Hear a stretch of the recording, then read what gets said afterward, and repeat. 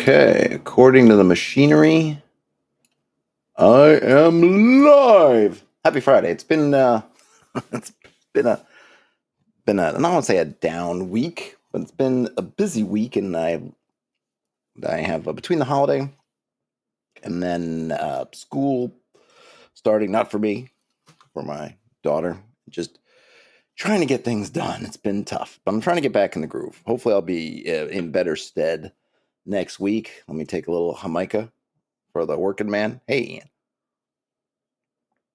As you can see here, I'm on the OSR subreddit. As usual, if you have something out there that you think is cool for us to look at, you should send it over. But in the absence of that, I will peruse here.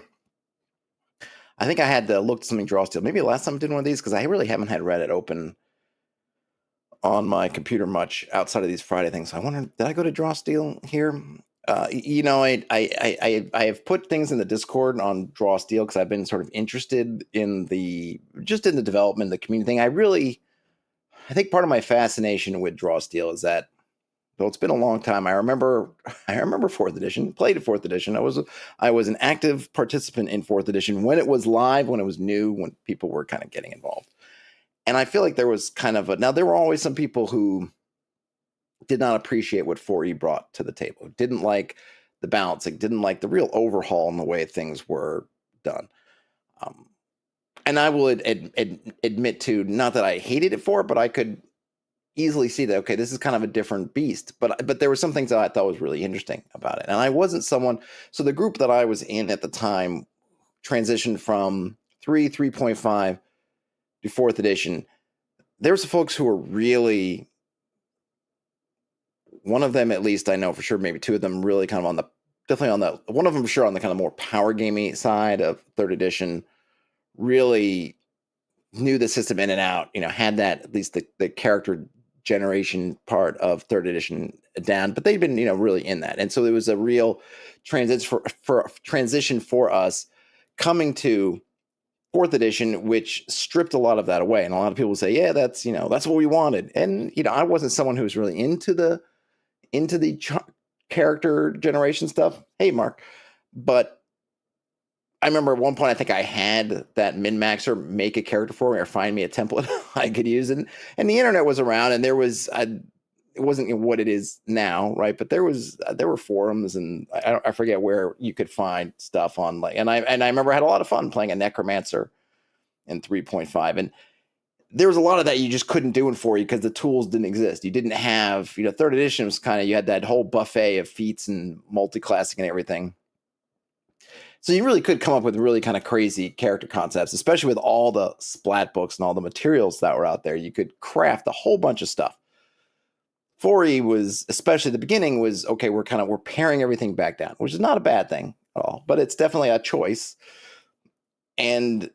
But I think what I'm kind of rambling about is, I think for those of us that didn't dismiss fourth edition for being too different or whatever, I remember there was kind of this feeling at the beginning, like it was really kind of, I think, positive for us. I really enjoyed. I played my first fourth edition character was a warlord, I think, right?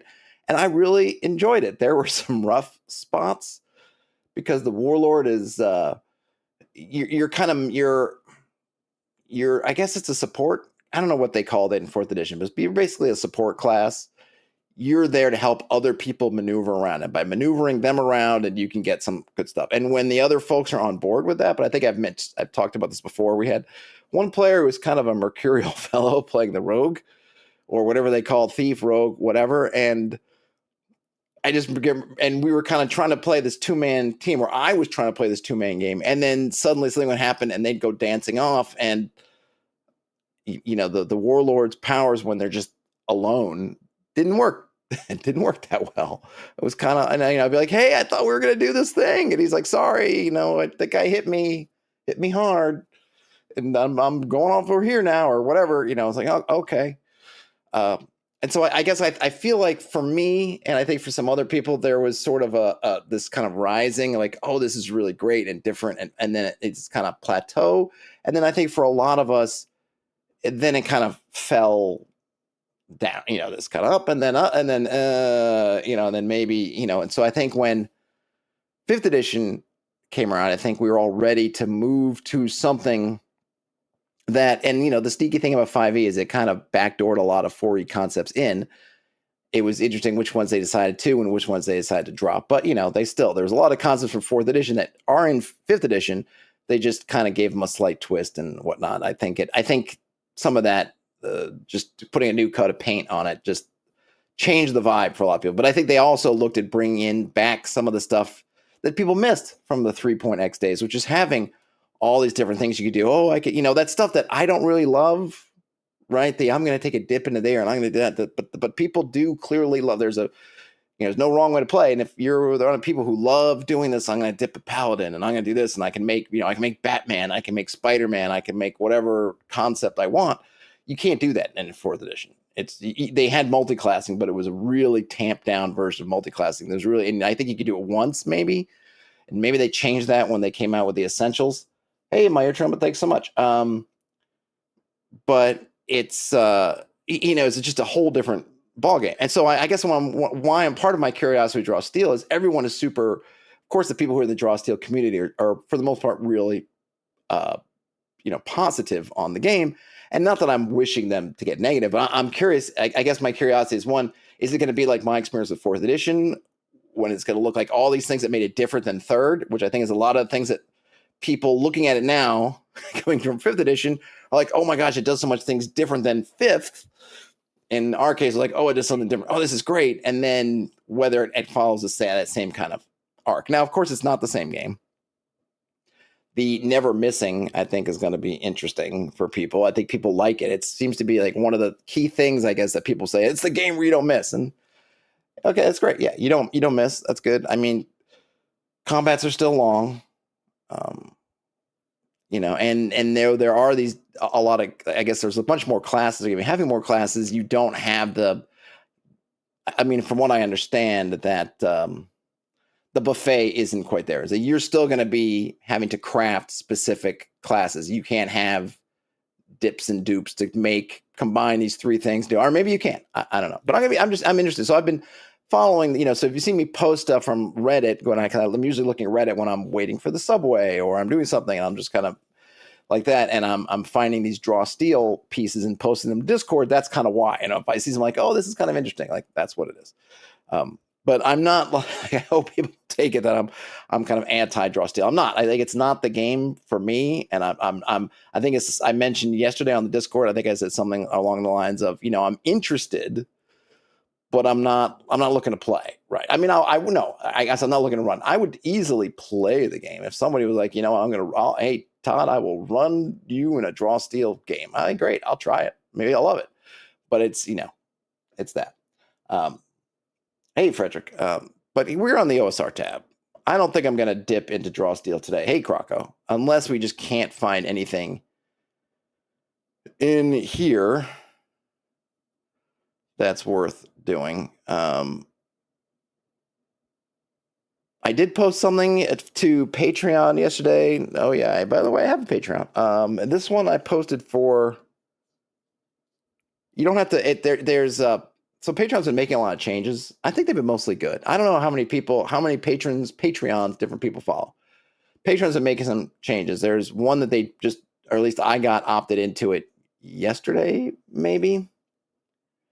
My ear trumpet says waterboarding couldn't make me play Draw Steel. I think it could, but that's merely because of the efficacy of torture rather than anything else. Oh yeah. So, and there's a couple things I like. Anyway, there's a way now that instead of before you had to post something and you could basically had to say that the whole post was either a couple things. I guess this is not that new. About a year ago, they added the ability to have, maybe it's even more than that, where you could follow a Patreon without joining the patrons. Basically, it's like a free tier, right? So you had your pay tiers or the levels, and there's a free tier. And so they added that kind of tier into it. And I know I've been trying to get folks to follow me over there because, I do put stuff there and I do promote stuff, and it's a way to help support the channel. And it's a way in which I can hope support the channel and maybe get something back for it. I'm trying to figure out what to do with the kind of YouTube membership things, which my ear trumpet sent a gift one to, because I wish that YouTube would also work on their things too, because I find that the stuff with the YouTube membership is just really constrained. There's just not a lot I can do. Like, yeah, I can post a picture, but I can't really I can't post a PDF like I can to Patreon, right? I could do and it's a weird thing because I don't quite have enough members to be able to do things like a member only stream, but there's just not enough people and people are kind of scattered around. It's kind of like I'm in this sort of thing. Like I don't have enough. I'm not someone who's got like a whole bunch of, like a big channel would have, hundreds of people on the subscribers. So I could do a subscriber stream and it would make sense. Like it just doesn't, like nobody's around. But this thing I posted yesterday was you just have to follow the Patreon. And I don't know if that's clear because I think a lot of people, and I'm the same way. If I see a Patreon link, I'm automatically dubious. Like, oh, they're trying to get me to sign up for something.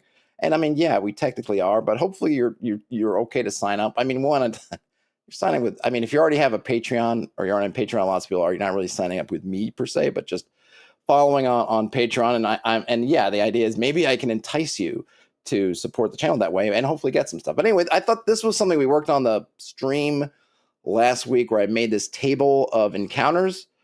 What I thought about what I did was I made kind of a multi-column table and I had this idea of, well, it's not really a table. It could be encounter. It's basically for the wilderness. And the idea is that instead of keying up, let's say you had 64 hexes, which I would say is too much to start.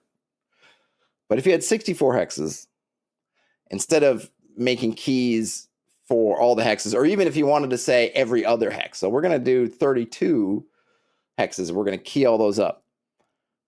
Make a table of keys. And these could include, if you want to have a little environmental thing, like there's a little glade. Oh, there's a meadow of wildflowers. Oh, there's a cat sitting on a log. And when you come by, it winks at you and then runs away, right? These kind of things you see, sometimes they're just a little, I don't even know what you would call it. A little, not an anecdote's not the right word. There's a word for it, but I don't remember what that word is. Something like that little moment in time event. Sometimes it's a location. Sometimes it's an encounter. What you do is you throw all that stuff in your table. And then when your party is moving through your hex crawl, you roll on the table and you see what one of those keys comes up and you put that key in there. And the idea is mostly you would use it where the terrain would kind of match up. So you're not talking about woods and you're in the desert, right? So you would pick a region or some area that was like, this is we're talking about, this is like, and I think the example I used on the stream was we're doing Sherwood Forest. So Sherwood Forest, some big block of woods, and then we're going to put these keys in there, and then we could put some of them. We're going to have encounters with the merry men. Some of them are going to have encounters with the sheriff of Nottingham and his men, and some of them will just have nature stuff, and maybe there's another monster in there. We kind of all plug them in. And kind of the idea I got was, well, yeah, you could have it in one big table, which I think was my original idea. Let's see. My ear trumpet something about sharing PDFs, but I'll get to that at the end.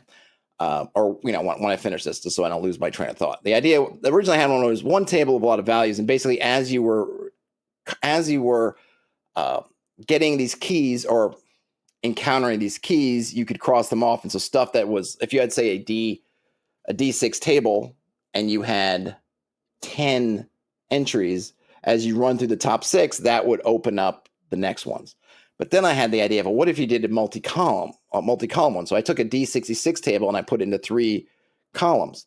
And then what I thought of is, well, what if you connect across the cells on the row they're on? So if you took 3 cells and you said, these cells are all about the merry men. So the first one might be hearing like a bird call, but it's not really a bird call, right? It's the merry men whistling to each other. Then maybe the next one is, say there's a tripwire that's running across the path. And if you hit the tripwire, a bell or some kind of chime will go off. And then the third one is maybe an ambush spot where they're kind of waiting and there's something there and they're hoping somebody comes to check it out, and then they kind of come down and they jump on you. You can chain those together. So what you could do is, okay, if you're rolling randomly, you might just get one of those 3.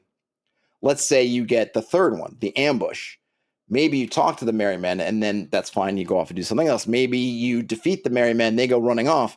Well, if you kind of investigate that site, you might get a trail that leads back along that row from the ambush site to where the tripwire is, or you might start the tripwire, and if you go one way, maybe you'll go back to the whistling, or you might go the other way and encounter the merry. Like you can basically have this connective, you can connect them together, and you could even have something depending on how you want to handle kind of secret locations. You could have some that don't enter in the keys until other keys have come off the board. So maybe you have Robin Hood's camp, but Robin Hood's camp won't basically go into the key list until you've had 2 merry men encounters.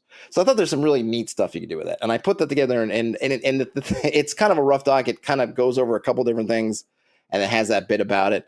But if you decide to follow the Patreon, if you go to patreon.com/Hex Press and you follow, you can download my doc, which kind of has some of that stuff. My air trumpet says to share a PDF with YouTube members, upload the PDF to a cloud service like Google Drive, make the file accessible via shareable link, and then post that link into a members-only community post. Yes, and I'm well aware of that. The problems with that I see is there's not really any way for me to control it. I can't control it. I have to. Do I then have them? Like, there's just a lot of, excuse me. If I have that up there, I have to then. It potentially is these kind of hanging chads of I'm responsible for keeping that link alive, or do I only have it up for a month? How many downloads do I allow?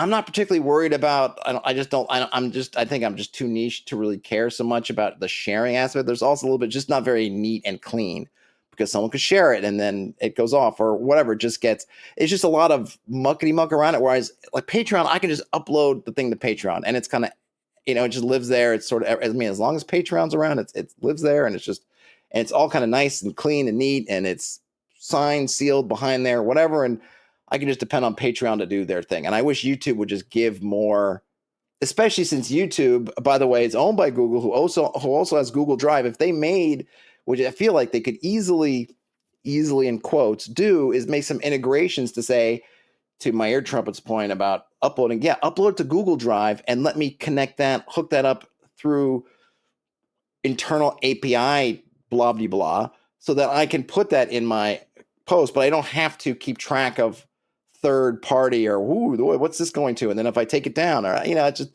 just make it nice and clean and neat is all I would ask. And they could do that because it's the same company. So I don't know why I do it, but I feel like YouTube, they just kind of throw stuff in there, kind of half bake it, and they're just kind of blah, blah. And then you don't know what their plans are. You don't know what they're going to do with it. They just kind of add things in and it'll kind of sit there. Like the whole community tab in YouTube, it's kind of half baked just in general. And I would love to do more with that, but I always wonder, like, do people check it? A lot of people watch on TVs now. You can't get community stuff on the TVs. I just wish that they would really take directions and go. At least Patreon, I say this, but it's really not true. They've been mucking around with a lot of stuff.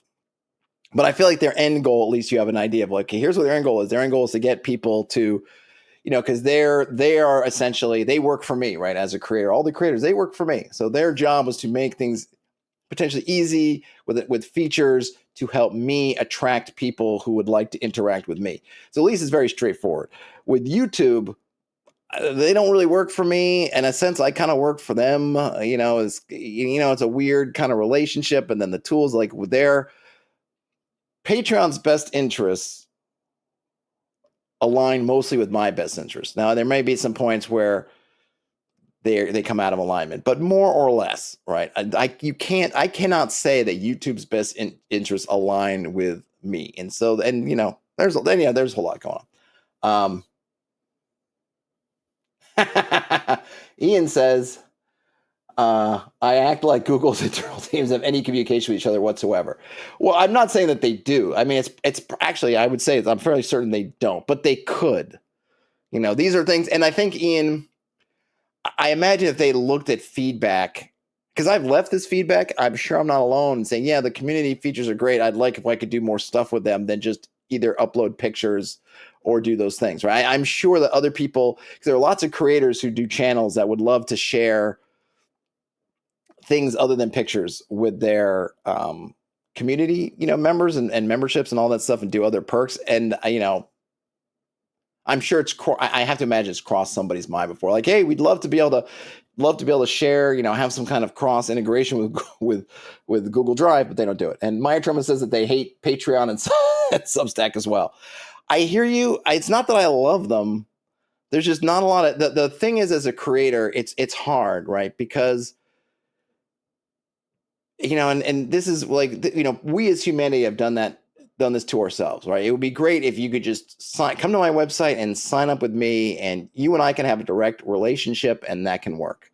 But people are dubious of that for a great reason, because bad things have happened to a lot of people who've gotten, shenanigans because of people's malfeasance. So you have a platform like Patreon, which has become very embedded and understood and, accepted and I think trusted. Right? So people trust Patreon. People trust Substack now in a similar way. People trust Google, trust, in air quotes, they wouldn't trust Google with their firstborn, but they trust it's a place that, hey, if I'm going to have my credit card on file or my email on file, I'm already on Google. Maybe I use Google, whatever. And so it's already there, right? I think the same thing with Patreon, right? If you on any Patreon, if you support anybody on Patreon, then doing something else on Patreon there's basically no barrier to entry, or very little barrier to entry, because you're already on the system. You're already there. So, I'm on Patreon. You're on Patreon. Oh, okay, I'll follow you. It's kind of no skin off my nose sort of thing. Whereas trying to get someone to go to everybody's individual website doesn't work as much. So I hear you on the not loving. None of the platforms are perfect, but until you can hit some kind of critical mass, I think, where you can also gain that sort of like, just come straight to me, trust in me, then you kind of have to pick one or more of the platforms. But anyway, enough. This is, not that it's bad, but just some kind of, I'm just talking. I'm just, these are the issues we face on my side of the camera. Some of us, anyway. Let's see. Anything else going on in the chat before I start to find something? No. Well, other than my ear trumpet talking about the hard knock life. Terrence says still miss the decentralized web. I hear you. I miss it too, but I also can appreciate. That was kind of the single sign-on thing, right? People still use single sign-on. I guess it's still very popular. I use it, but that was kind of the hope, right? Is that you could have decentralized web, but still have the I don't say the promise, but still have this idea of kind of not having to spread yourself all over the place, because unfortunately that's how you end up with all these security breaches. Is because my little website, it's fine. I got a WordPress site. It's all right. I don't love WordPress, but it is what it is, and it works. And I've got security and whatever. But I'm not Google. So the chances of my little site hacked are probably next to nil, because I don't have anything worth hacking. But at the same time, if someone does, I don't have the protections and whatever that Google has. So you say, hey, you know what? If I do this, let me just make a Google thing. And then if I can link the Google thing to all these little sites, then I can both have kind of a decentralized thing and not have to go through these hub sites. And I can still kind of have that kind of sense of security. But I think that was kind of the intent. And and it works for the most part, but it's still, I don't know. Didn't seem to help against the centralization stuff. Meyer Chairman says, I miss blogs, many have vanished. Yeah, but there are still, there are still many. Blogs are still out there. Blogger, God bless it. Another one is Google things that seems to be hanging on. They haven't updated it probably in 15 years.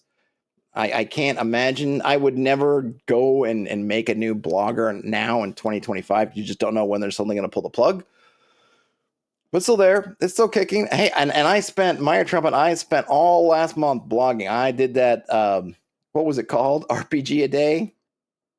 31 days in August. I blogged every single day. And if there was, well, it's not quite true, because I had a couple of days I missed, and so I had to do some makeup days with multiple posts, but I ended up with basically 31 topics in 31 days. And I know a lot of other folks did. You here, we'll probably do this. I'm sure we'll find it here, or maybe here, the OSR blog roll. Go in here. Plenty of people still, well, this is maybe I say that there's only 3 things in here. Plenty of people still blogging. I actually have an RSS feed that I still use, feed reader, and I'm never at a loss for things to read. I think sometimes though, I have found that a lot of the things that people are writing about, I'm not necessarily interested in. So there's been that part of it. But people are still doing it. It's, there's what Blogger did back in the day was kind of put a lot of things I guess it's that same kind of centralization. There was a whole community, and it's not like it's gone, but there's this kind of whole idea of, I think, especially with this kind of OSR space, is you get on Blogger, then, everyone's kind of on Blogger and everyone's doing Blogger, and then you could do those, what were they, blog rolls and all the stuff. And G Plus was really good at providing more linkages and ways to do all that. And then G Plus went away and Bloggers kind of stagnated. Social media changed, all kinds of things. But, people are still blogging away. But I think you might have to go out of your way to find them more now. I think part of it, too, is kind of where are you looking? Because I'm on some Discords that have lots of blog posts. I read through here and we find blog post stuff. I'm sure in absolute numbers, my Trumpet is not wrong. There are probably less blogs now, but I think than there were. But I think a lot of it's just that the way people posting in different places, and sometimes people post stuff. I know people, I'm sure, have accused me of posting videos that might have been blog posts, or and I've actually seen that complaint. I don't know if I've gotten it on my channel, but not because I'm somehow above it, but probably just because they didn't mention it. I've seen other places where someone's like, "Oh, this is another video that should have been a blog post." Excuse me. And I'm sure there are podcasts that would have been blog posts 15 years ago, maybe something like that. So the formats have diversified, the platforms have diversified. It's a little bit harder to find stuff, but never fear. Stuff is definitely still being made. All right, let's see something. Original print replicas of OD. That's quite a sentence, because what is this? Original print replicas. Okay. Are they replicas of the originals? I'm guessing they are replicas of originals. My Ear asks, I do have a Discord. It's not that busy, not because I'm not on it, just because, I don't know. But yes, I do. I should post it somewhere. Let me see. I will get the link. I have to change the way I did. I did something weird, or with the way you have to join. There's a little button. Hold on, let me get there's kind of a little buttony thing you have to hit. And if you don't hit the button, you kind of get stuck in this gray area. And that was my fault, and I need to fix it. I don't know why I did it that way. It seemed to be the easiest thing to do at the time. But here, I will copy it. So I know Ian's on there, Croco's on there. I'm on there. Terrence is on there.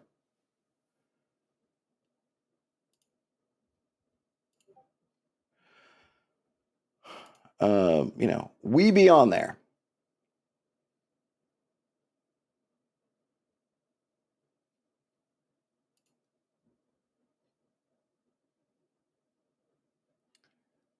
But it'd be a small squad at the moment. And that's the other thing, unfortunately. Yeah, everybody's on there. Everybody's on there, but there are only 4 or 5 of us that are actually active most of the time, which is fine. I would rather there be a few people who, can have good conversation and stuff, than 1,000 people that are doing nothing. But it's a weird, all these platforms are really weird. You have to hit these kind of critical masses. And I remember when I was first started streaming, there was nobody on here with me, and I would you just kind of have to pretend that people are on there, and then eventually, hopefully, you kind of hit a certain threshold, and then suddenly there are a couple of people on there. And once there are a couple of people on there, it's a lot easier to stream. And you're not talking to yourself. You don't feel like an idiot, a lunatic. But you kind of have to get through that rough spot. And I feel like the Discord's kind of in that rough spot. It's fine, but it's not. Like I feel like if I'm not on there or I'm not doing stuff, or a couple other, it can get pretty quiet. And I'm not, and I would love if it was something that I feel like could be more active. If say I took a 2-week vacation, that it would be more active. But people are on I'm on way too many Discords. I know lots of other people are, and I'm sure that my Discord's not the primary first place people go. To go, so I think that's kind of the thing is you have to sort of get to where you have enough people who you're maybe in their top 3 Discords, and then maybe that's something. I'm not sure. Terrence says, I can't have good conversations. I only do riffs to everyone's great annoyance. I think you're selling yourself short. All right. So what is there? Is there anything good going on here? I'm sweating. Let's see. Okay. Retainer sheets. Those are kind of cool. These actually, I like these a lot. I love the drawings too. Old school. Okay. Map. Here we go. This one might be because this was posted by, let me get my janky glasses. Dank Train Tom, 2 days ago. Thoughts on my random encounter procedures. I'm trying to come up with some random travel procedures for an upcoming West Marches campaign I'm planning. So far, I've taken inspiration from Knave 2nd Edition and Forbidden Lands. I've also read through Ben Robin's blog and absorbed the lessons from Dungeon Masterpieces videos on random encounter design and hex crawls. No, what about me, Dank Train Tom? I'm right here. System context. Days are divided into 6 by 4-hour watches, aka turns. Hexes are 6 miles, and it takes a character 1 watch to travel 1 hex on foot. The map is divided broadly into named regions such as Steep Crag, the Golden Meadow, Brackenwald, etc. Each region has a level from 1 to 5 denoting danger.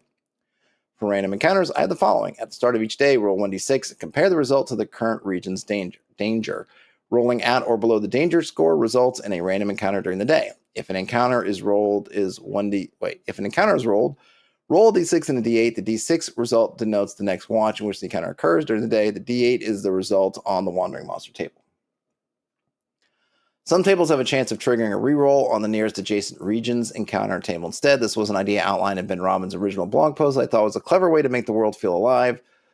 Additionally, all tables would have a result of 8 be a double roll on the table. Rerolling any additional 8s. This would mean you get more custom encounter that's a combination of 2 encounters.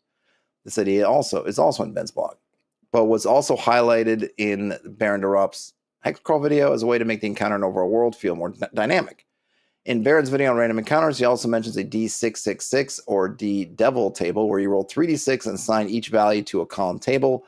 Table 1 being a creature, table 2 corresponding to an activity, and 3 a complication. This kind of table allows for the ability to combine elements what would otherwise be somewhat straightforward and uninspired encounters and fairly interesting ones. I'm not sure I want to make these kind of tables for each region, but it might be worth the work in the end. The one thing is I've seen that table, and I think I actually talked about it in a video, and it's a good thing, but you don't, it's if the table just says goblins, you don't have to just run goblins. You can think for a moment and think, I wonder what these goblins are doing today, and then do that. And I think people get in this weird mode where it's like, well, the encounter just said a dragon, so it's just a dragon. Like it's just, there's no context. Just take a minute and think about what it's doing. Now, the tables, how they help is that if you can't think of anything, you're on the spot. They generate something for you that you might not have thought of yourself. But at the same time, it's not like in the absence of that. It's just, well, this dragon just plops from the sky and it's just there. No, think like, oh, what's the dragon doing? Like, okay. All right. So then this is I think the dragon at this time of day, whatever, this context would be doing X. So have them do that, or the goblins or whatever. It frustrates me a little bit when people don't, or maybe disappointing, I think, when people don't trust to their own creativity. Like, yeah, you can, all those tools are great, but if you don't have it, it doesn't mean that you shouldn't have, or at least attempt to come up with something. They shouldn't just be standing there blinking like they just got, beamed into the Matrix. Terrence says, Baron looks like the Encyclopedia Britannica kid, but evil. He seems like a nice enough guy. He was at Page, the Philadelphia area convention last year. I didn't get to talk to him or anything, but I saw him there. There's a bunch of people there. He seems fine enough. Okay, so on to the other parts. It doesn't mention terrain, so I don't know if terrain doesn't count in their marching context. Everything's fine. I like the 3-hour watches, but I use 3-mile hexes, but I have the same thing, basically 1 turn per hex march, but then I will adjust that depending on terrain, so that if you're in basically, grasslands, it's pretty much 1-to-1, or maybe I might have it 1. Maybe if you're on a road, it's 1-to-1, and then it might be. I forget exactly how I have it, because roads, I have to account for roads, but essentially a similar kind of thing. Like, okay, right, that's fine. Maybe he's doing something like in some of the things I don't know about in Forbidden Lands or Knave, but I think in Twilight 2000, which is another free league, their free league version of that, they kind of just have essentially regular terrain and difficult terrain, and you just move it normal, whatever normal speed is on regular terrain, or if you go into difficult terrain, it slows you down. You could do something like that if you wanted to keep it simple. I think maybe Shadowdark might have more degrees, but kind of a similar take. I think that's fine. I think using the danger level, I have kind of a danger level for hexes, so I think having something like that I think is good. The start of the day, roll a d6, compare the results of the current danger level. So obviously the higher the danger level, the more likely there's a random encounter during the day. And then you look for which watch you're in. Yeah, I think that's fine. And yeah, I like having kind of a local table, but then having some way to go to a higher table, so you can have a regional monster that shows up, and it can show up in different areas within the region. I think having some way of getting to encounters, like you come in and the goblins are fighting the orcs. It's like, ooh, that's cool. Or the goblins are having a tea party with the orcs or whatever. Or, you have the dragon, but then you also have, I don't know, an owlbear. Like, those things are kind of fun. I don't know that they should happen all the time, but it's a nice thing to have a chance of that happening. I mean, you could, again, do that yourself. Decide, what's the dragon doing? Oh, maybe he's fighting an owlbear. Okay, great. Owlbear, the dragon, go. Right? Or, oh, the goblins are here. They've been fighting the orcs. So I'm going to say that the goblins and the orcs are fighting. You could do some of this yourself. I think you could feel okay to do that. But I think part of the thing I think people like with the tables, and I like it too, is the fact that having it on a table takes away the, it's not just by my, I'm not making it happen. The tables are making it, right? That kind of way of staying sort of above the mechanics, in a sense, that kind of the impartiality of it as a referee. So I get it. So yeah. I wouldn't say there's anything wrong with it. It's totally fine. Someone made some encounter activity tables. Oh, that's K-Tray. Yeah, he has a bunch of those. Let's see. J-Tal Chemist says, think they should skip the D666 roll. The main problem being it lets you only have 6 enemy types in your random table, and that can start getting repetitive without enough variety. Yeah, I think what you're missing there, J-Tal Chemist, is, and this is something I've mentioned before, but I'll say it here again. You can change your table. I know, shocking. You could have a table that has goblins, orcs, owlbears, and wolves, and then once the party has dealt with the owlbears or the wolves or the goblins, you can take them off the table and put something else. So yes, you start with 6 options, but those options keep moving and growing, and you could cycle them in, you could cycle them out. The nice thing about the D6 table is that it's easy to fill. You don't have to get, it's hard. I mean, if you have made a D66 table, 36 options, it can feel daunting, either at the beginning or when you're at, oh my gosh, I've done 18 of these, and you're looking like, hey, I've only got, 14 left to go, or whatever it is, and you're like, oh my gosh. Or no, 18, another 18, right? For 30, yes, 36 would be 18 and 18. Oh my gosh. What am I going to do? Or, you get to 21, 22, and you're like, oh, geez, I've still got 12 left, and I'm totally out of gas on ideas, let alone doing the whole D100 kind of thing. So starting with a D6 table, or you can do a D8, D10, whatever, something simple like that, just means you'll be able to have you're most likely to get the best ideas you have on the table. And then as you come up with more, you could add more. You could cycle them out. You could start with the D6 table and turn it into a D8, a D10, a 2D6. Your tables don't have to be static. That's a I feel like a lot of people get hung up on that, especially when you're doing your own. Yeah, if it's in a book, you could just make your own table and increase it from whatever's in the book and then use it. But you might feel a little bit beholden to it's in the book. But if you're, especially if you're doing them all from scratch, like and now everything's digital pretty much. Just go to your Excel sheet and make another column or make another row. There's no reason to have that thought process. Let's see. Okay, so that was that. That's fine. That's fine. That's good. Thank you for posting the question. Let's see. Greyhawk news I can use. Yeah, I'm fine with Greyhawk, but I don't. Looking for advice for small parties. All right. I don't really have anything. My advice would not be probably to this person's taste. Because what I usually do with small parties is nothing. I still just roll the dice. And, I find, and this is just me, my tendency is to make games fairly open. And so I usually says, there are only two of you. Well, then that, when you're thinking of things to do, don't pick the things that you think you need an army when there's only two of you. Pick something. Look for work that you think is a 1 or 2 man, a 2-person task. Don't pick a 10-man task. So, the goblins are threatening from the north. That's probably not the job for the two of you if you only have the two of you. But there might be something else that seems more up your alley. Like, if somebody's missing, maybe we can find them. And then then you go, okay, well, you're on this mission. Well, then how you go about solving it or attempting to solve it, you should be, you should be taking into account the number of people you have. If you have 10 people and you see like, I think the bandits got her up in that ruined tower and you got 10 men. Okay, well, maybe we can't just bust down the front door and go huzzah and rush up there. But if there are only two of you, you probably got to be sneaky. And like, well, is the ruin got enough? Can we maybe climb up the outside? Is there some windows we can get? Maybe we can smoke them out. Maybe we can trick them.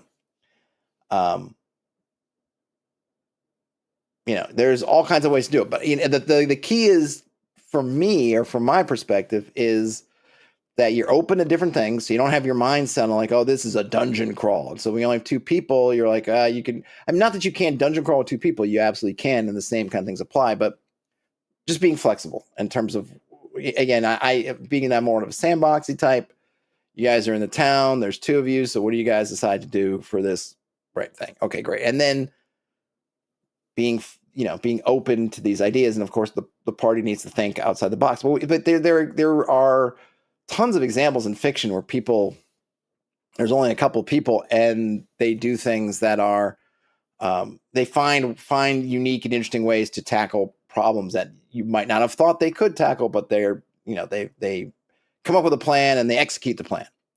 So the players need to be open to, hey, you're gonna have to come up with plans that are interesting and maybe outside the box. And then me as a GM, I got to be open to these things actually working and not just being like, no, you can't do this, or no, you can't.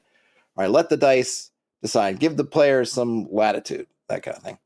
Croco says Scarlet Heroes works fine for 2 people. Yeah, I don't feel like I need it. I mean, I've read bits of it. I think it's fine. I know people like it for doing that 2-man thing. I don't feel that I need that tool. I don't need to make them super heroic. I think that doing what I mentioned for the way I run the game has been fine. Maybe there's some people who be like, it's too hard or too whatever, too unrewarding. I don't know, maybe. But I found I have a need to go, like, I need to superhero-size you. I think it's fine. Croco also says they like infiltration stuff for small teams. Yep, that's also good. And they also had an idea for a stealth system kind of for that. Yeah, I mean, I could just use the book one. I don't think it needs, or, I think the main thing is the latitude part where I was talking to Daniel after our game last night, and, he was saying how you can kind of get, people get into a mode, and I've talked about this too, where you don't even really mean to, but you start attaching lots of roles to stuff, and that just makes things hard. Cargo says if people don't want to run multiple PCs, I don't have people run multiple PCs. If there's 2 players, you got, I'll just go 2 characters. I know people, people will do that. I just don't tend to. I just really leave it up to the players to be like, there's 2 of you. So how do you want to tackle it? Some dungeon delving you can do fine with 2 people. You just can't get into a firefight. You can't get into some kind of melee with 18 orcs. And, you got to be careful, maybe ready to run, maybe get help. I mean, you can always go get hirelings and stuff too if you have the cash.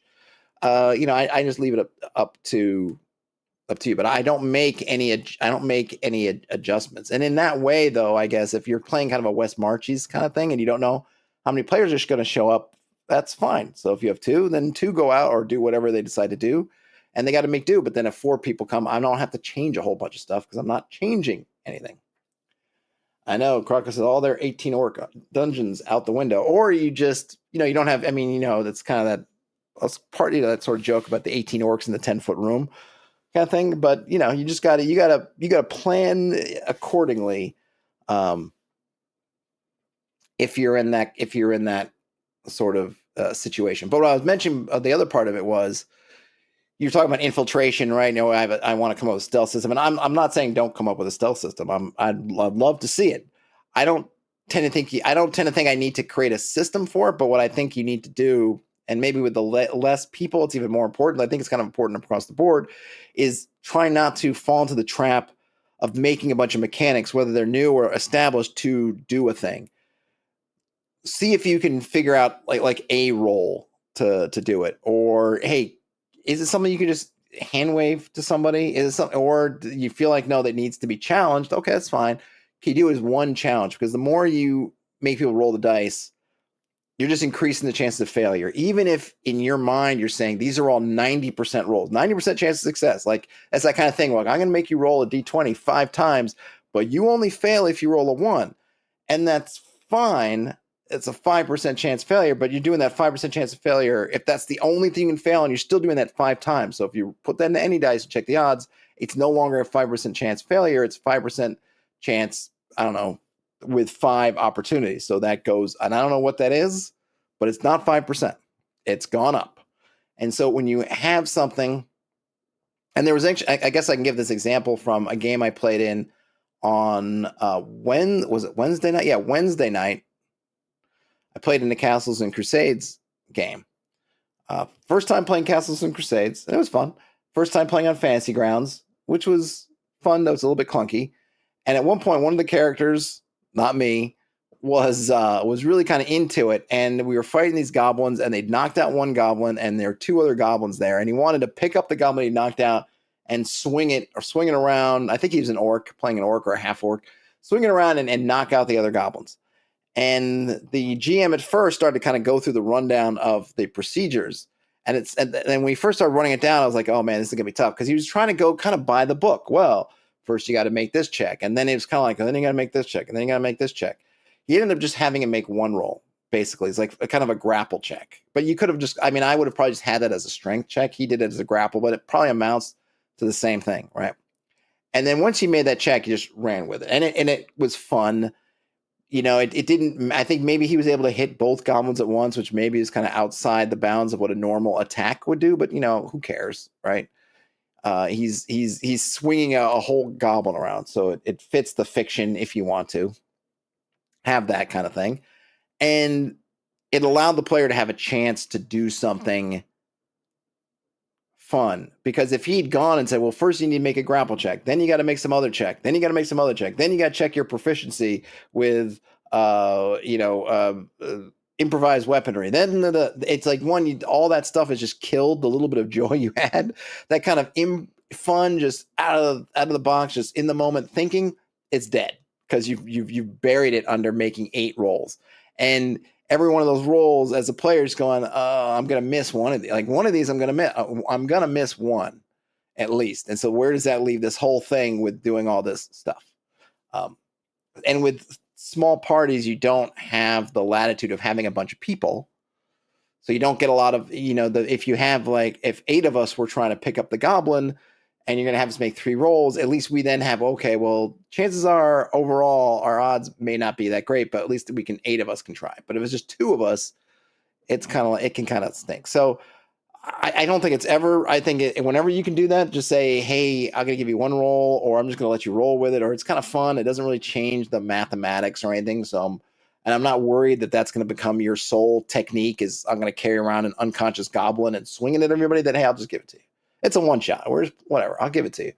Just you could. I mean, the one goblin was unconscious, so if he just said, "Okay, what's your strength?" and the guy's like 18, it's like, okay, you can pick him up and swing it. Whatever. But if you're going to have a roll, which I totally understand having a roll, just try to keep it simple and not say like not stacking roll upon roll upon roll because it just it just kills the vibe and you're just increasing failure chances. And if you really just don't want it to happen, just say like that's not how we're playing. Like we're not playing a cartoon. Like hey man, it seems cool, but we're not playing a cartoon. Like you might be able to do something different, but we're not picking people up by their ankles and swinging them around, which for kind of a one shot like we were doing might have been a little bit, might have people thought it's unfun, but hey, fair enough if that's the thing, right? But doing it by just trying to stack kind of rolls on the player is not what I think is the thing to avoid. Terrence said grapple rules are cursed to matter this no matter the system. Yeah, I don't know if I've seen. I'm sure someone will point out some game that's got them, but yes, they don't. They tend to be a little bit clunky. It's kind of like poisons. These things that they don't really. No one really wants you to play with poisons, but then they get. There's a read tarot for dungeon stocking. This might be cool. Nobody wants you to use grappling. Like, we're there to have weapons and things, and I think that's just the way the vibe of the game is. But then people are like, well, you got to be able to grapple. Oh, okay. I mean, it kind of unarmed combat sort of fits that same thing. It's like, well, if we can just pummel people to death with our hands, with our fists, then why are we using weapons? Why are we using weapons again? If we could just all go weapon, like, you have to kind of, it's just the way the game is. The default is weapons. So you have to then justify the weapons and sort of, and these other things. And grappling is kind of like that. Unarmed combat can be like that. All right, this is called Read the Room Tarot for Dungeon Stocking. You want it there. So, but at least it was one roll. One roll, if it's something that kind of makes sense, and grappling definitely contextually kind of makes sense, I'm fine with it. But you just don't want to make people go through a whole bunch of hoops for the reasons that I outlined. But this might be fun. Okay, so they have a companion post of reading tarot for GMs, which I should check out, but I'm not going to do that one right now. So here's the overview. Draw 3 cards. These are what the dungeon exposes to the world, what the dungeon hides, and a thematic through line. Okay, so that's the overview. So then on room creation, each room consists of 2 cards, one for the room's contents and another for the theme. You may swap these cards around. They find it helpful to draw 3 rooms at a time. It gives you ideas to play around with, ways to link the rooms together, and means you can contextualize the room a bit better. Sketch out your dungeon from these small piles of cards. Place 2 piles overlapping if these rooms are connected. Drop a card onto the table if you prefer to place rooms randomly. It may help to instead use pieces of string, coins, matchsticks, or pencils to act as corridors while you're sketching. As your dungeon comes together, feel free to pull room ideas into encounter tables, backstory, or other systems instead. All right, so the room contents, they have the Major Arcana, which has a special or empty feature. Swords are a trap or a puzzle. Cups are an encounter. Staves are an encounter. Pentacles are a treasure. Interesting that swords are not an encounter, but I don't know. That's fine. I don't know why. I would just, and maybe symbolically it seems better, but swords seems like a natural encounter symbol, but fair enough. But I guess it could see as a trap too, because of the damaging part. Should you need additional guidance, see the suggested specific readings below. All right, so we have swords. The one of swords is either. Okay, so this is interesting. So you've got so in tarot, the card has a different meaning, whether it's facing you right side up or you're seeing or that's inverted. So basically, if if the card is to you looking down at the table, you can read it. It's basically facing you. That's the regular view. If it's upside down, so that you have to, you'd have to turn it around to read it properly. The head of whatever the top of the card is at the bottom, your bottom, then that's the inverted one. So it's kind of a neat way of just integrating some, or having some different options with the readings depending on which way the card is turned. And generally, because you're putting them a certain way, you can't have it, you have them straight. So it's really just, is it right side up or is it inverted? So the right side up meaning of the one of swords, yes, reverse is another way, is the consequences of your actions. Inverted, it's a recently laid trap. It could also be an unpleasant revelation, which would be the nine of swords. And if the nine of swords is inverted or reversed, as Meyer Trump said, it's an obvious danger. So some of these, you're going to have to do, which I think is good for this, since you're kind of developing the dungeon, that they're inspirational rather than, an exact thing. If it's the page of swords, this is a test of preparation, or reversed, it's a surprise. I think those are cool. Let's see. Then wands are encounters. So here they have a bunch of, I guess these would be you would look at these and say these are archetypes. So you have the novice, artist, builder, fraternity, unlikely alliance, celebrity, fighter, archer, horde, a vengeful spirit, a taskmaster, a desperate plea, a coward, a witch, a lich. Interesting stuff there. And then it says for encounters, draw a third card to describe the environment. And then for cups, you get more, whole bunch more of those. I wonder if I would do something. I feel like there's space to not have two things of encounters, but maybe they're trying to get to.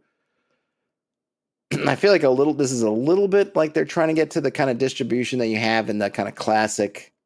I think of BX, but I'm sure it's in other editions too, where it says like when it has your rolling for random room contents, it's got this little matrix. So I wonder if they're trying to get that same kind of matrix vibe. Maybe I would have staves as encounters, cups as environments, swords as quandaries, which could be a trap, a puzzle, or just something kind of weird. And then pentacles can be stay treasure. And then the majors. I'm really curious mostly about the majors, but I might have to come back and monkey with these around a little bit. So treasures, the pentacles, an upright one is a gift with your name on, I guess on it. Should be really creepy. That would be super creepy. It's, you find this dagger and your name is etched on it. What the F?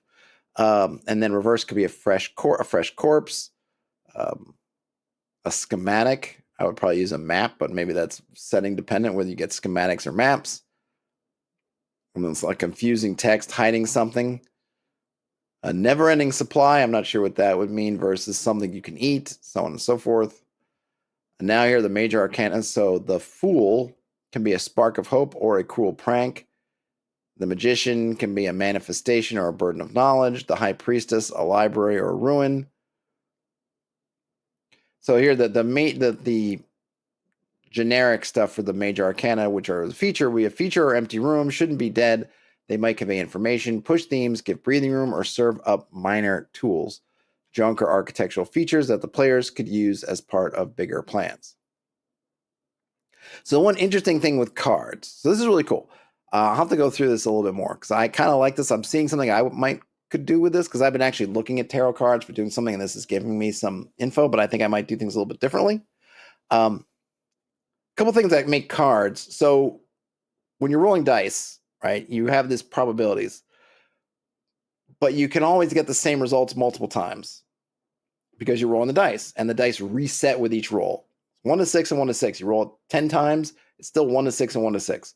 So you always have, if you're doing, say, 2d6, that range of 2 to 12, whatever the curve is, that curve's the same. Whatever those probabilities are, they remain the same over however many rolls of the cards. In a system like this, the way this is laid out is, and I like this with card systems, and there are other ways to do this also. you're not resetting the deck with each room you're doing. So when you pull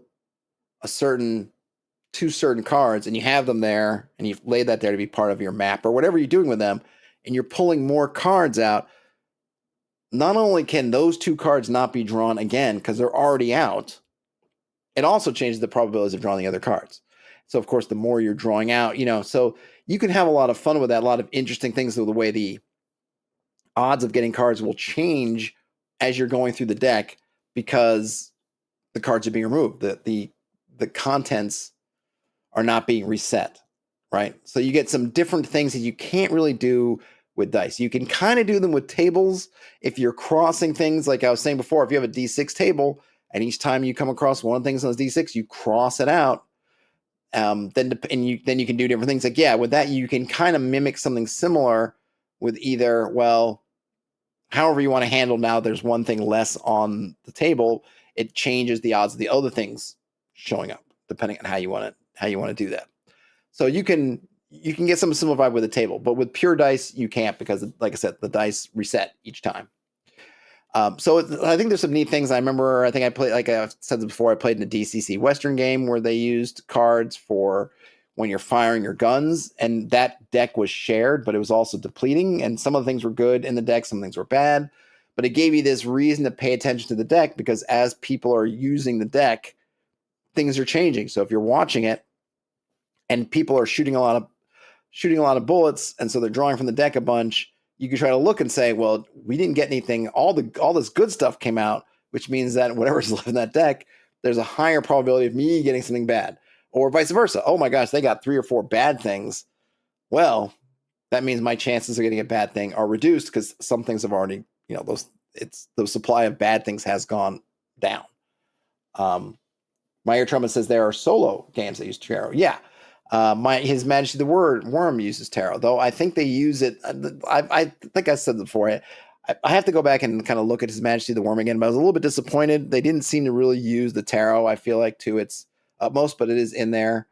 There's been some other games that have used tarot. It's cool, and it's great for I find the tarot is really fun, either if you're really good at the improv part, if you're going to use them at the table, or for prep type stuff, because it's got, they're tarot cards. It's kind of cool. Like, right, tarot cards were really just playing cards, and then they gained this whole other significance through people using them to do other things. But the reality was they just started off as just being playing cards. But they have this cool, I feel like there's a really neat atmosphere around using tarot.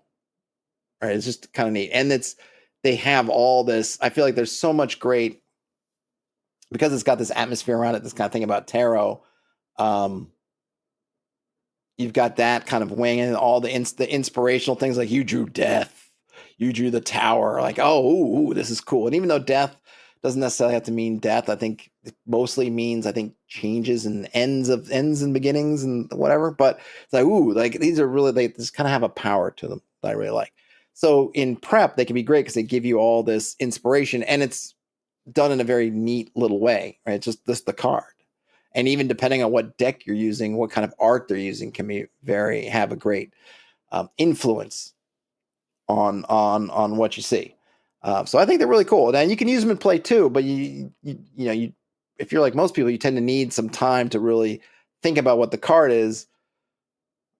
If you need it in, everyone's looking at you for what's in the room and you're trying to decide what the tarot is, might not be the best time to use it, but you certainly can if you can kind of wing it like that.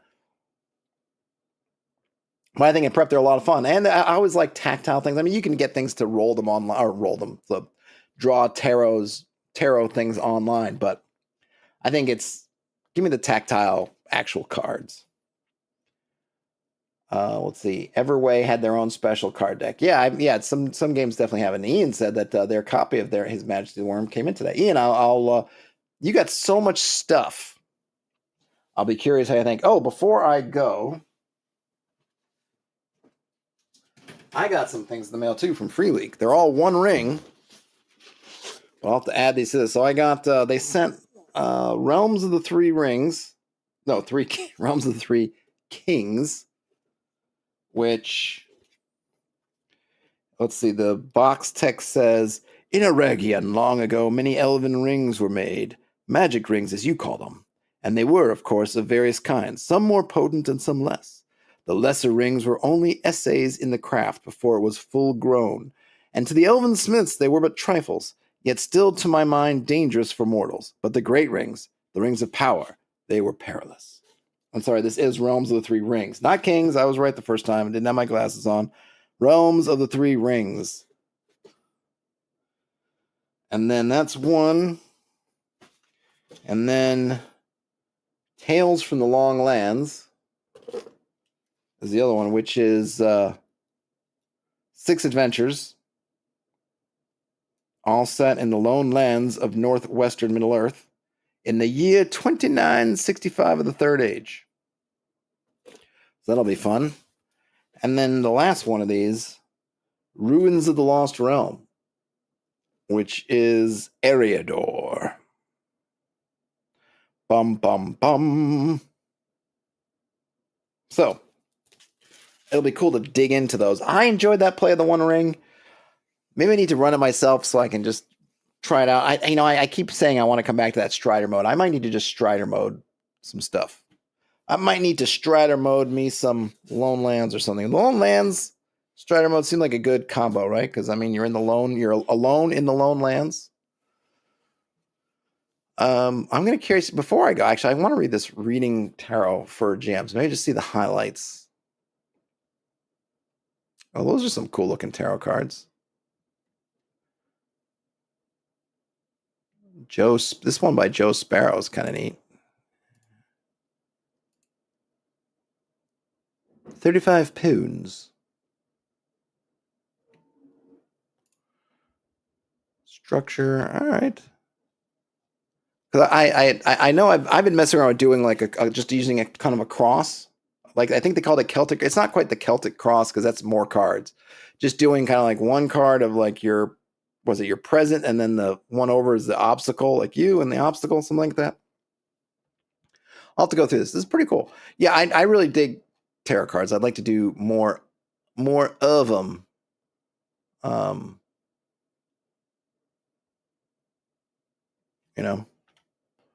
Ian says, I like books. I hear you, Ian. I hear you. And I'm happy to get these. I think something that's interesting. I guess I was going to do a video about this. I've had some ideas for videos.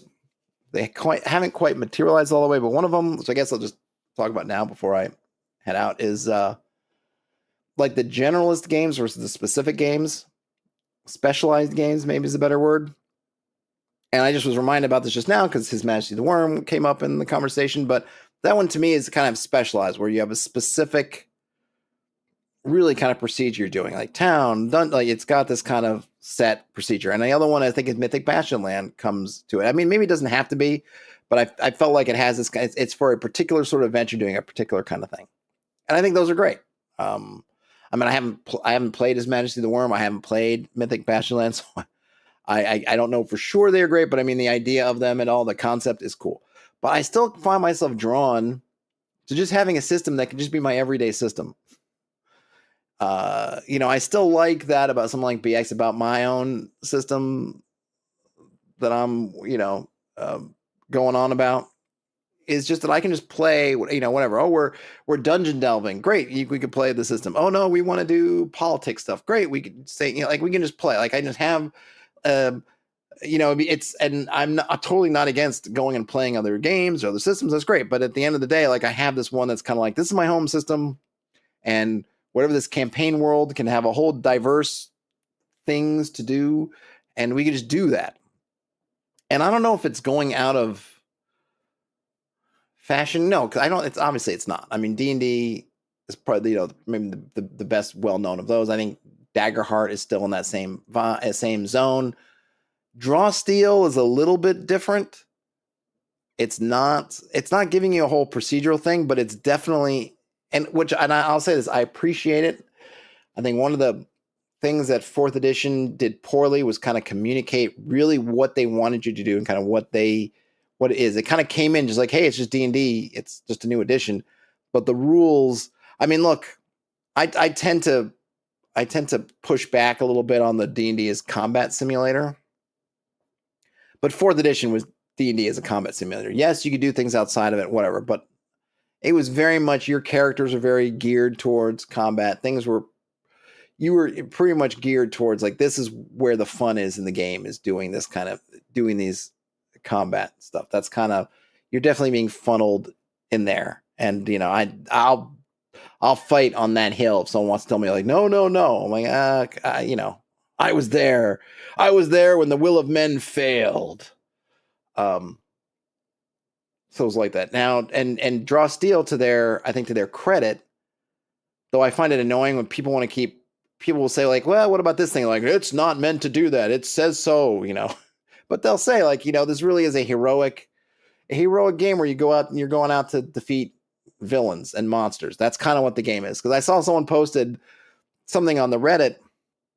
I think it was about treasure, something like, well, what do we do with treasure? Like, you really just don't get much treasure out of this, right? Because they're thinking about the kind of the D&D loop of you're doing things and you're kind of getting treasure, but that's not how Draw Steel is structured. And somebody kind of pointed out like, hey, that's not really what this game, that's not part of the core experience of Draw Steel is this chasing the loot. You are, you're heroic characters doing heroic things because they're heroic. Someone needs help, you're going to help them because you are a heroic character, not going up to them and starting to bargain like, well, yeah, sure, I can help you, but what's in it for me kind of thing. Like that's kind of not the vibe. So there's not nearly as much emphasis on finding loot. I think that they want you to do more of the crafting stuff or kind of maybe for bigger rewards, but it's not kind of part of your everyday thing. Whereas if you're coming from a D&D background, you're kind of used to that. And they do say so like, hey, this is a heroic game of fighting monsters. So the two things you're going to do, right? And it's, and then whatever I know cinematic kind of gets, it's in there too, and you can decide what cinematic means to you. But this idea of your hero fighting monsters, that's Draw Steel. So if you want to do things other than being heroes and fighting monsters, or if that's not the main focus you want for your game, then probably Draw Steel isn't the right game for you, which I can agree. But I kind of still have this draw of like, I just want a game that can do whatever it is to a good degree. Not saying Draw Steel can't, but it definitely has that kind of focus, and other games have even narrower, in a sense, focus. It's just interesting, I guess. No particular point about it at this moment, which is why I didn't make a video on it. I don't know that I have a full, cogent statement to make about it, but I find it interesting. And I'm curious where other people fall on how much of a kind of a... And I think you see it a lot in the indie games kind of too, like where it's, it's like Honey Heist. You are a bear looking for honey. That's the game. Right? There is no, well, I'm a bear, but I don't want to go for honey today. Well, there's no game there. Well, I'm a bear. I'm a bear, but I've got the honey. Well, there's no game. How about I don't want to be a bear? Well, why are you playing Honey Heist? It's a game about bears looking for honey. Very specific experiences. And I still kind of, and I love those. They're great, but I still kind of like having like, hey, I just want something that I can just kind of bring out to the table, like a deck of cards. We could play bridge one day. We could play poker. We could play blackjack. We could play rummy, or maybe bridge is the right example. Doesn't bridge have its own cards? I don't remember. But, you could play a whole bunch of different cards. I got a whole book of Hoyles where I can go and have a deck of cards, and I can play any book in the Hoyles deck, or I can have a Pinochle deck that I can only play Pinochle with. I think Pinochle has any, you know what I'm saying, right? Or I have something else. Croco says GURPS. For an exploration simulator, I mean, GURPS is trying to be kind of the everything, but with a more simmy sort of taste. I'm not sure what would be a good thing for. I don't think anything really does the exploration. If you want to do it, if you're really trying to get hardcore into the exploration as a like what it would be in a kind of an Earth-like place, I don't think anything totally nails it, which is fine because I'm not sure that would be a lot of fun. Exploring things the way we do, and it would. You want to Hollywood it up or have a little bit of fun with it. If you want to try to pull in a little bit more, I know people have had some fun pulling and stuff, going back to outdoor survival, because everyone's always going back to look at things that were used for the first games. And then there's things for water and starvation, and it gets more hardcore on the survival part of exploring than things tend to in something like BX. But I find that the kind of BX-y kind of rules are pretty good for that. I think if you can just get people to engage with exploration, I'm really this idea of the table of hex keys, I'm really kind of digging it in my brain. So I'm going to be seeing how I can bring that into use, because I think a good way to get around some of the blank hex problem, like, my gosh, I just drew or I print out a map that's got 200 hexes. What can I do? And I may obviously say like, well, don't key 200 hexes, but you could take a big block of woods, maybe make a really reasonable table of 12 or 16, whatever, some of entries, and then just have them get revealed as you play. And then just in between sessions, you can just draw more. You could replace those keys, something like that. Karka says, I don't think for exploration you really need a system as so much as content. I don't know if you need a system per se, but I do think you need something. I think the players need to understand and know to be able to count on kind of like what we do anyway, but you need food, you need this is how much you travel a day, these kind of things that you can sort of play around with. I think it is also important that they understand things like, well, how often, what are the odds of creatures wandering by? And I like that in something like BX that those change based on terrain. So I like that the players know that stuff. Like, hey, the swamp may seem like a faster road, but there's 50% chance of running something nasty in the swamp. Whereas if you go around the grasslands, you take the longer way. It may be a little bit longer. It might not even be because you go slower over the swamp anyway. Well, depending on what rules you use, but at minimum, it may take you longer to go around on the grasslands, but your chance of encounters are a lot less. So, you get to pick your poison, if you will. But that we'll have to, hopefully next week we'll kind of get into some of these other things. I'm glad I finally got a stream or something in this week. Let's see. Kraka says, how far can we get? How much supply do we need? How does terrain help or hinder? Stuff like that mostly suffices for exploration. Yeah, but that stuff is a system. Those are mechanics, right? Movement per day. What does terrain do? What are you moving? Getting lost. Those are all systems. And I think you want to have it as a system so that people can make decisions as opposed to being kind of random all the time. Like, I don't know, we're just going to roll some dice. Like, well, I want to be, because if you're really going on and exploring, you're going on, say, an expedition, you want to be able to at least make some assumptions. Your assumptions might be wrong. Things might get out of whack, but you at least want to start from a steady thing. So I look at that as like, that's the system. Once you have that, I don't think you need much else, which is why I was saying I don't think you need a bunch of stuff on top of, say, BX like that. But I think you need something if you're going to have that kind of thing, because those things are important, and you want the players to know, not just be like behind the screens for the GM. Like, yeah, what you encounter in the swamp, the players aren't going to know unless they hear rumors or they talk to people or they just encounter stuff. But I do want them to know, even if it's just relatively, that, hey, grasslands are relatively safe. Woodlands a bit less safe. Swamps not safe at all. So on and so forth, so that they can make intelligent decisions, and that makes the terrain count, which helps also when they're playing their exploration. Because hey, well, if we just go straight, just try to head due north, yeah, we'll get there in 6 days, but we have to go through swamps and mountains and all. Oh, that's horrible. It's going to take us 18 days to go around, and now we need to figure out our supply and how we're going to do that, and blah blah blah. Those are all the decisions and kind of adventure. I think that makes the wilderness aspect something worth getting into. All right, folks. Hey, Meyer Trumpet, thanks so much. Oh, Krister snuck in here. I didn't see him. Thanks for hanging out.